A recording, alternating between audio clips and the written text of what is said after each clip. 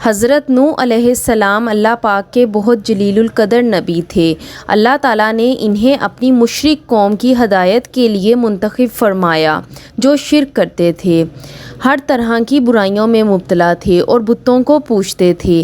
حضرت نوح علیہ السلام نے ساڑھے 900 سال تک اپنی قوم کی تبلیغ کی اور انہیں راہ ہدایت پر لانے کی پوری کوشش کی کہ وہ صرف ایک اللہ پر ایمان لائیں اور اسی کی عبادت کریں، کیونکہ وہی ایک خدا ہے جو پوری کائنات کو بنانے والا اور پالنے والا ہے۔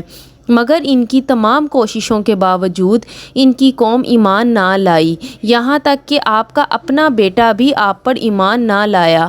آپ کے قوم میں سے صرف مٹھی بھر چند لوگ ہی آپ پر ایمان لائے، جن کی تعداد 80 یا 90 کے قریب تھی، اور یہ سب عام طبقے کے کمزور لوگ تھے۔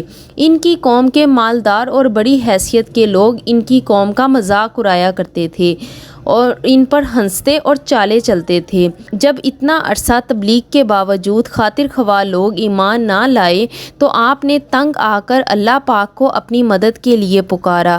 اس کے جواب میں اللہ تعالیٰ نے حضرت نوح علیہ السلام کو ایک بڑی کشتی بنانے کا حکم دیا۔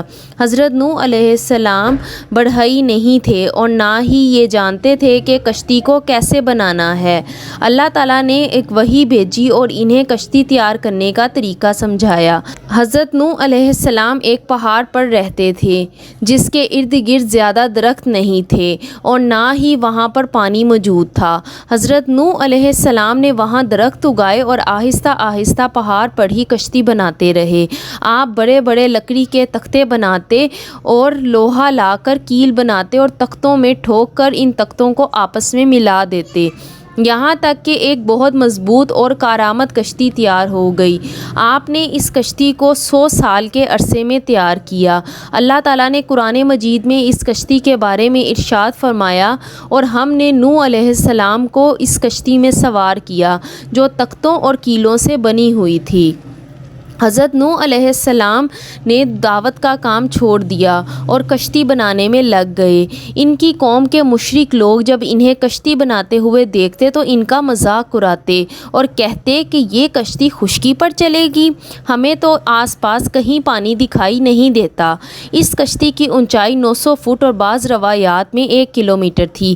یہ کشتی عام کشتیوں کی طرح اوپر سے کھلی ہوئی نہیں تھی، بلکہ اسے اوپر سے بھی ڈھکا گیا تھا اور بند کیا گیا تھا تاکہ بارش سے کوئی نقصان نہ ہو۔ یہ کشتی 3 منزلہ تھی اور ہر منزل میں ایک دروازہ تھا۔ اللہ تعالیٰ نے اس مشرک قوم کو سیلاب کے ذریعے ہلاک کرنا تھا۔ اس سیلاب کے آنے کی خبر کے لیے اللہ تعالیٰ نے حضرت نوح علیہ السلام کو تنور کے ابلنے کی نشانی بتائی، تاکہ سیلاب کے آنے کی خبر ملتے ہی حضرت نوح علیہ السلام اپنے ایمان لانے والوں اور جانوروں کے ساتھ سوار ہو جائیں، یہاں تک کہ اللہ تعالیٰ کے حکم سے تنور ابلنے لگا، جیسا کہ قرآن کریم میں ارشاد ہوتا ہے، اور ہم نے کہا اس کشتی میں ہر طرح کے جوڑے سوار کر لیں اور گھر کے لوگوں کو بھی اس میں سوار کر لیں، سوائے ان کے جن پر پہلے سے بات پڑ چکی ہے، اور سب ایمان والوں کو بھی سوار کر لیں، جو کہ تقریباً 80 لوگ تھے۔ اللہ تعالیٰ کے حکم پر حضرت نوح علیہ السلام نے ایسا ہی کیا، جبکہ حیرت انگیز طور پر سب جانوروں کے جوڑے اس کشتی کے قریب آ گئے۔ اللہ کے حکم سے شدید بارشوں اور طوفانوں کا سلسلہ شروع ہو گیا، سیلاب آ گیا اور اس پانی نے زمین پر موجود ہر چیز کو غرق کر دیا۔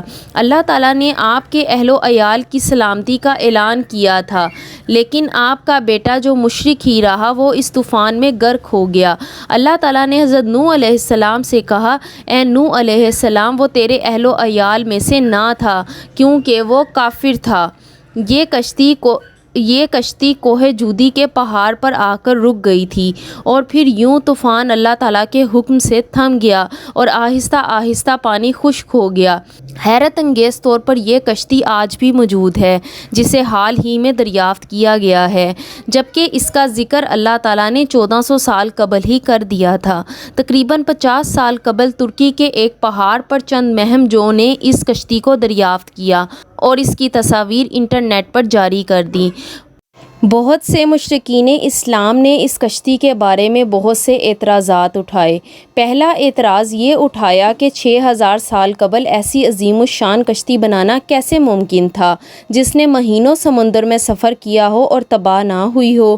قرآن پاک میں رب کریم نے اس کا جواب یوں بیان فرمایا، اور ہم نے نوح علیہ السلام کو ایسی کشتی میں سوار کیا تھا جو تختوں اور کیلوں سے تیار کی گئی تھی، اور حالیہ سائنسی تحقیقات کے مطابق اس کشتی سے دھاتی کیلوں اور تختوں کے آثار ملے ہیں جو قرآن پاک کے سچے ہونے کی گواہی دیتے ہیں۔ دوسرا اعتراض یہ اٹھایا کہ یہ کیسے ممکن ہے کہ 6000 سال قبل دنیا جہان کے جانوروں کے جوڑے ایک ہی کشتی میں سوار ہو جائیں۔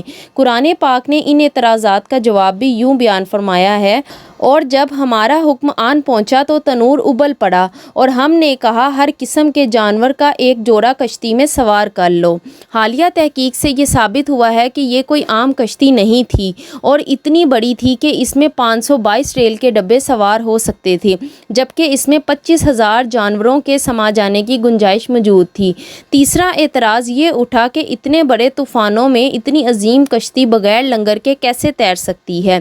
اس اعتراض کا جواب بھی اللہ تعالیٰ نے یوں دیا، اور نوح نے کہا کشتی میں سوار ہو جاؤ، کیونکہ اللہ ہی کے نام سے اس کا چلنا ہے اور اسی کے نام سے اس کا لنگر انداز ہونا ہے۔ یہ کشتی جس پہاڑ پر ٹھہری ہے، اس پہاڑ کے نیچے وادی میں بڑے بڑے لنگر بھی دریافت ہوئے ہیں جو حضرت نوح علیہ السلام کی اس کشتی کے لنگر ہیں۔ آخری اعتراض ان غیر مسلموں نے یہ اٹھایا کہ 6000 سال تک کسی لکڑی کی کشتی کا کسی پہاڑ پر موجود رہنا کیسے ممکن ہے۔ اس اعتراض کا جواب بھی اللہ تعالیٰ نے یوں فرمایا کہ ہم نے اس کشتی کو آنے والوں کے لیے اپنی نشانی بنا کر چھوڑا۔ حالیہ تحقیقات سے یہ پتہ چلا ہے کہ جس پہاڑ پر کشتی نوح دریافت ہوئی ہے، اس پورے پہاڑی سلسلے میں برف صرف اسی چوٹی پر موجود ہے جسے حال ہی میں دریافت کیا گیا ہے، جبکہ اس کا ذکر اللہ تعالیٰ نے 1400 سال قبل ہی کر دیا تھا۔ حالیہ تحقیقات سے یہ پتہ چلا ہے کہ جس پہاڑ پر کشتی نوح دریافت ہوئی ہے، اس پورے پہاڑی سلسلے میں برف صرف اسی چوٹی پر موجود ہے، اور اسی برف کی وجہ سے یہ کشتی آج تک اس پہاڑ پر موجود رہی۔ ان غیر مسلموں کو ان اعتراضات کا منہ توڑ جواب خود اللہ تعالیٰ نے اپنی نشانیوں اور قرآنی آیات کے ذریعے دیا۔ اللہ تعالیٰ نے ان کے دلوں پر مہر لگا دی ہے، جو یہ مشرک لوگ سب کچھ دیکھنے اور جاننے کے باوجود ایمان نہیں لائے۔ ہم بس یہی دعا کر سکتے ہیں کہ اللہ تعالیٰ انہیں حق کو سچ کو جاننے اور دین اسلام پر ایمان لانے کی توفیق عطا فرمائے۔ اگر آپ کو اس ویڈیو میں کچھ بھی اچھا لگا تو لائک، شیئر اور سبسکرائب ضرور کریں۔ Thanks for watching.